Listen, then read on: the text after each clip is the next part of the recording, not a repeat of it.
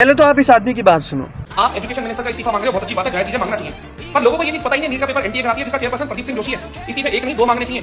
लोग स्टूडेंट्स वाली बात छोड़ के किसी को बीजेपी से प्रॉब्लम है तो उसको गालियां दे रहा है, किसी को सीजेपी से प्रॉब्लम है तो उसको गालियां दे रहा है, कोई हिंदू मुस्लिम कर रहा है, एक दूसरे पे ब्लेम लगाए, सब सिर्फ अपनी भड़ास निकाल रहे हैं। जिसको जिस चीज से प्रॉब्लम है, जिन लोगों से प्रॉब्लम है, उन्हें गालियां दे देके बच्चों के समाधान की बात करो। वो मुद्दा है, वो प्रोटेस्ट है, पॉलिटिकल प्रोटेस्ट है ही नहीं। सुन भाई, तो जो भी है, 7 जुलाई 2021 को धर्मेंद्र प्रधान शिक्षा मंत्री बनता है। 2021 से 2026 के बीच में 3 बार पेपर लीक होते हैं। 2021 में राजस्थान में, और 2024 में बिहार और झारखंड में, 2026 में महाराष्ट्र के नासिक और राजस्थान के सिक्कर में।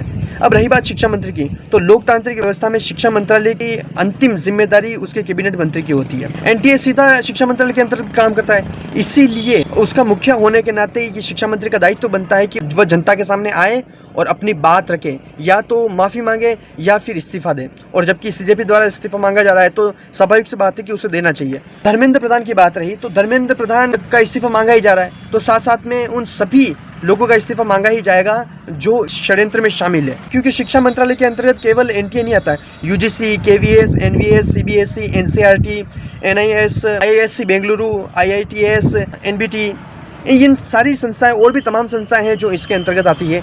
इसीलिए ये जायज़ है कि धर्मेंद्र प्रधान का इस्तीफा तो होना ही है, क्योंकि वह शिक्षा मंत्रालय को सही तरीके से व्यवस्थित नहीं कर पा रहा है। और रही बात तेरी, तो तू शक्ल से ही बीजेपी समर्थक लगता है ना, क्योंकि तू ये हमेशा कहता है मैं सीजेपी के विरोध में हूँ, मैं सीजेपी को समर्थन नहीं करता। लेकिन मैं बच्चों के लिए आया हूँ भाई। जब पहले से ही पेपर लीक हो रहे थे, उस समय तू कहाँ था? उस समय क्या अपनी दाल या खिचड़ी जमा रहा था कि जम जाए उसके बाद मैं आऊँगा? तू दलाली मत कर, अपना काम कर, और अगर सपोर्ट नहीं कर सकता तो चुप रहे।